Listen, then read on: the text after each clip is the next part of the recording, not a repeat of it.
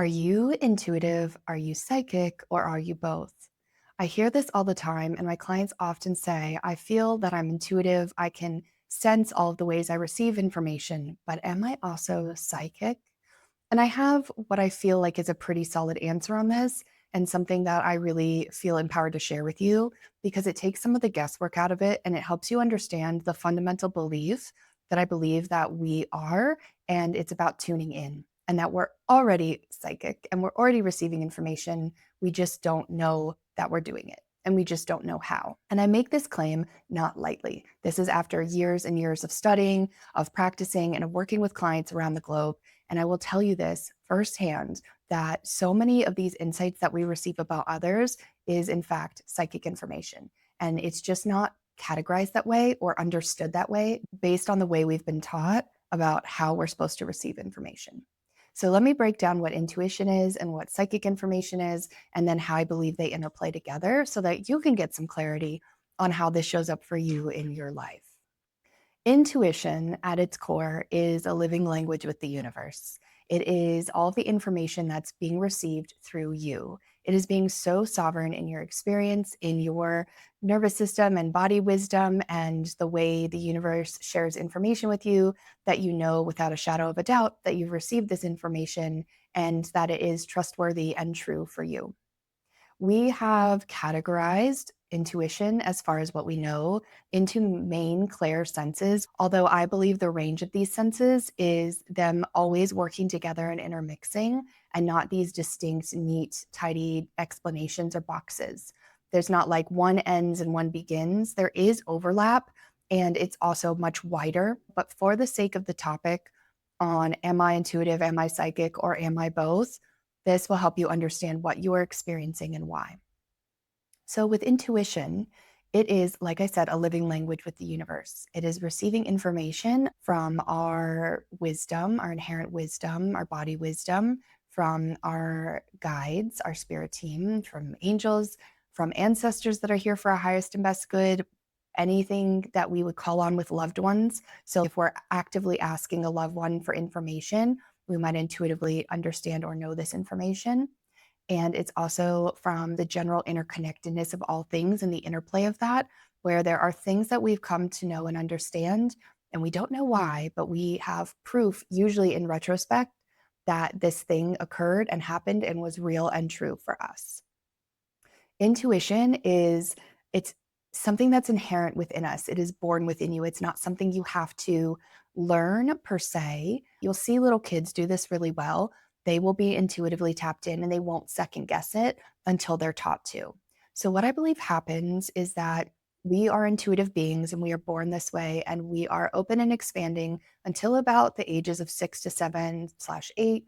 And then along that time comes school systems and limiting beliefs. We have to get more serious. We stop playing so much. We stop exploring with the natural world.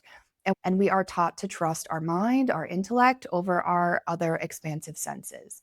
And so this is where the wall usually goes in, and we shut off so many parts of ourselves because we're taught to. This is mostly about my lived experience and Western experience and living in America growing up. However, you may have had a totally different lived experience with this, and it has impacted, and you can go back and see how your intuition was with you or developed based on the systems that you were in and the adult beliefs that you were around. So we're told that we shouldn't listen to ourselves in this way. And then we, as adults, come to believe that we are not intuitive and it is not inherent to us. So we spend a lot of time undoing this rhetoric, undoing these beliefs, and rewiring them just to come full circle back to childhood, to our early childhood, where we recognize these beliefs in ourselves. And this is not just for people like me who have had very vast, open, and psychic medium experiences in childhood, but also for anybody who just knew something like a storm was rolling in and you were like, it's going to rain. And everyone said no. And then, of course, an hour and a half later, it rained. We are so tuned in as children and we don't second guess it. But because we're taught to second guess it, it takes a lot of work to undo that and come back to our true nature.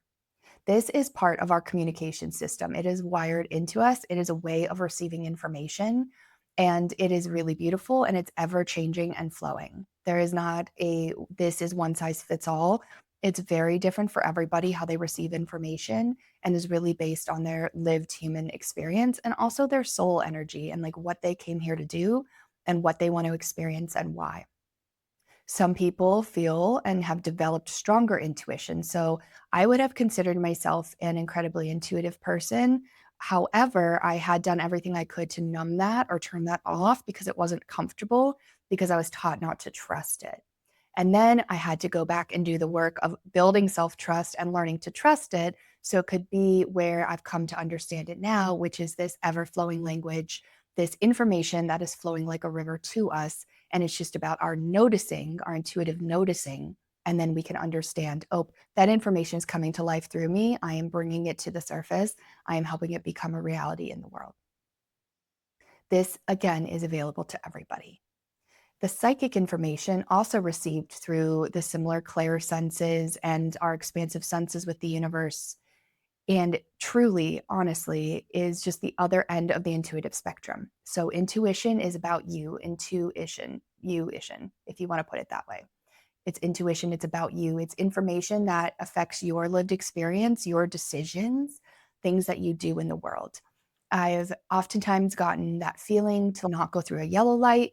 And then, of course, I stop and a car whizzes right through. And had I gone through that yellow light, and this has happened on more times than I care to admit, had I gone through that yellow light, there was a very big potential that would have been a very bad collision. And so, trusting that intuition, that was information for me, even though it was in impacts with other people, it affected my lived experience and what I was doing in the world. Psychic information is on the very other end of that spectrum, which is receiving information about others. This is not something that's intrusive by any means. I really don't feel that it's intrusive. I feel it's shared information that our energy, our aura gives away. It's information that sometimes we can sense about people based on what they've done, how they're feeling, where they're going, what they're thinking. And it's information that's readily available through energy, through that work field, and through information that that person's energy is open and available to sharing. So there's two layers here. There's the layer of our conscious, I would tell someone this or I wouldn't tell someone this.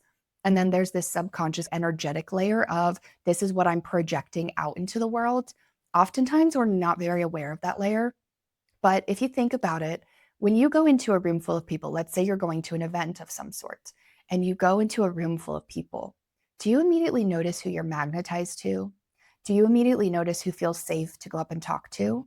And do you also have the inverse where you feel there's people there that you shouldn't cross paths with, or that would be challenging to be in conversation with, or just generally don't give you a vibration of someone that you would want to spend time with?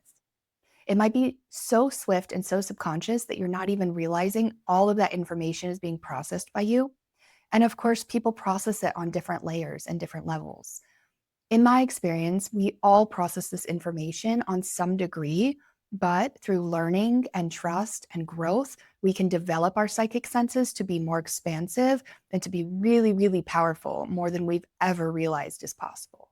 So, if you look at all of this on a spectrum, you can really start to identify where you fall in this and what feels like your journey and where you would like to go to maybe increase your intuitive awareness and self trust, or on the other end of that spectrum, where you really would like to be as far as intuiting things about other people, circumstances, experiences, even into the practitioner lens and sense of, I want to do readings for people. One thing I do want to say, and this is something that is very different in the way that I read, is I believe that because our timelines shift based on our choices in the ever present moment that we are living, that if for some reason I were to project something for somebody, it's only based on where they are at now. So I do not like to project things, but offer potential milestones to look out for if they come in, if their energy wants to share them. For instance, I might say, okay, if you stay in this same energy, if you don't shift much about your life, if you really stay the course that you're on now, in 3 to 6 months, you might look out for this dropping in, this opportunity showing up. It'll show up at this type of event, and you'll be asked to go by this type of person. This is psychic work to acknowledge and understand that we are not prescribing anyone's future and nothing is ever set in stone. It is ever evolving and changing.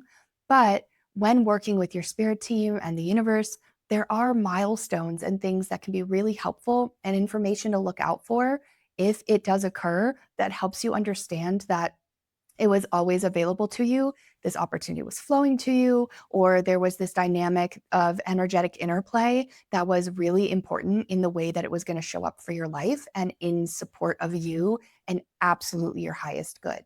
So, no matter where you want to take it, as far as do I want to just be able to be more open to psychic information in my workplace, in my life, or with my children? Or do I want to study and really be able to read people fully and have it on that energetic permission layer where we're checking in on a soul level, what is ready to be exchanged? All of that is possible. It just looks different for every person in how you receive information. If you can identify how you receive information, so do you get like just a deep knowing, like I know this to be true, but I don't know how? That is claircognizance. If you get clairsentience of I feel it in my body, so this happens a lot if I'm working with someone who has some medical conditions. I'll feel where in my body it may be causing pain, discomfort, or problems in their body, not as a medical medium reading, but just as a I noticed this.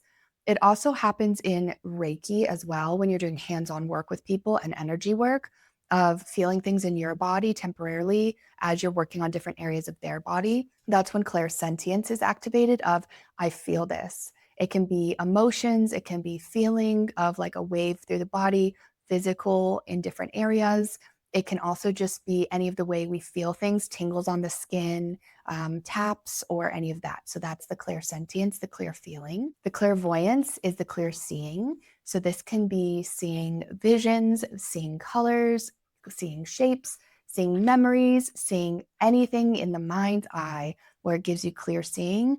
I also believe this is very much where remote viewing comes in, which is a whole other topic. I use this quite frequently in my practice. It is one of the skill sets that has been brought on for me in the last year, where you're remote viewing into something, into someone's space, obviously with their permission, and you're being shown by their team and their guides, their higher self, what you need to look for and identify to help them in whatever obstacle, challenge, guidance, grief, celebration, whatever they're coming to you to help them with in their life. So that's also part of that mind's eye, that clairvoyance. It's a really beautiful clairsense and is one that's strongly activated for people early on, especially in flashes of like memory, vision, and color that can come through.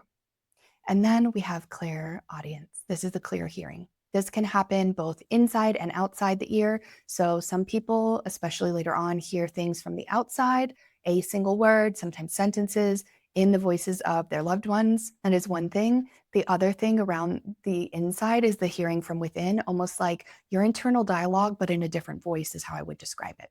So this could be hearing music play, tonalities, ringing. Ear ringing is really common early on, especially to get your attention. So, for instance, like if you're trying to get alerted about something, you might feel that ear ringing. And I'm not saying this isn't associated with other very real things in the world, just in relation to these senses and it not being something that's occurring like 24/7. It's also hearing lyrics. So, for instance, lyrics in songs that want to come through really randomly, but they're actually attached to the question you were asking or to the person that you're communicating with and it's happening on a different level, on a different plane. Clear hearing is really powerful, and they all are in their own respect. And some people have this really strongly, and some people don't ever experience much of this other than in some really light ways. So it's really just how your senses develop. There's two things that I really want to mention. Well, three. One, this is by no means a comprehensive discussion on the clear senses. They are deep and vast, and they are also on a spectrum. So just know that the little bit that we've touched on here is like truly just skimming the surface for your awareness and understanding. And your deep dive into these can help you understand what feels right for you and just how deep they go in each area and also how they overlap on the spectrum. The other thing that I want to mention to you is the energetic awareness around it. If you are receiving information, it should also feel safe, loving, warm, nurturing, comforting, assured. It feels really like unconditional love. It can be firm, it can be strong, but it's never going to say, do this, do that. It will not dictate your life. If you are feeling that, I invite you to clear that and say, only the highest and best information from the universe, my higher self, and my wisdom, my body's wisdom is allowed in this space and from my spirit team, and everything else must go. So it is up to you to set the container and boundaries. Early on in my mediumship experience, I did not know about those boundaries in the same way I do now. And I would have these random acts of mediumship happening when I would be getting a massage or in the grocery store or would be out at a doctor's appointment. And it was really, really unnerving and really tough because I couldn't quite discern what was happening from my need to be with my real life and take care of myself and the things I need to take care of. Once I started setting those boundaries and was really discerning about what I let in, then I felt like I was back in my power and back in my authenticity. And I wasn't using it as in expanding past what was needed. It was actually happening on on a level of like personal authority, but also on connection with the other person. So I would never read someone, I would never go out to them in public and say, hey, this is happening for you or this is with you. That is not something that I would ever suggest doing because it crosses that energetic threshold and boundary. But if your soul and their soul want to share information psychically, then that is already an agreement that's happening at that level. And it's happening for everyone's highest good or for the person who just isn't meant to be in that situation. And the other person's no more aware of it than that. This information exchange is happening all the time. So if you're like, let me go back and think about how this happens in my life. Have you ever just showed up for work and knew somebody was going through something? Maybe it was with their spouse or they had a hard day with their child before work, and you just knew they were going through something, but you didn't know how? Yeah, that's psychic information. That's intuition to the spectrum of psychic information. So you're intuiting that there's something going on, and then you're receiving information about them, about what's going on, and it's really beautiful because now you have more empathy and understanding. And if you maybe have a friendship or a relationship, you can approach them and say, hey, I feel like something's off this morning. Do you want to talk about it? And it's a really gentle way to get to understand people and be more aware of the world around you and receive information on a nonverbal level. So much of what we're taught about communication, even me showing up here on this video, is to speak verbally, to communicate verbally through either the written or spoken form. And I would say that most communication is actually on an energetic level, on a subconscious level, and we're just not aware because we were taught not to notice and not to trust it. Once you open up your awareness to both trust the information and understand it's already happening, you will be amazed at what is actually happening and how information is showing up. So take an inventory, write down the things that happen in your day to day life. Think about all the times that you've known things, seen things, understood things, felt things, and especially energies of places and people and things and experiences. And ask yourself, was I really knowing that because someone spoke it or told me? Or did I know it because I was receiving it through my clear senses? When you start to do this exercise, it starts to tell you just how perceptive you really are. And it really starts to answer the question, are you intuitive? Are you psychic? Or are you both? Now, that is for you to decide. If I could share anything with you, I would say this: you are as capable of perceiving information as your belief, as you believe you are. If this sparks something in you, if you were like, okay, this conversation was really important and I needed to hear this, then I invite you to subscribe and follow along for all things energy intuition, psychic mediumship, and returning you to your intuitive signal through the noise of the world.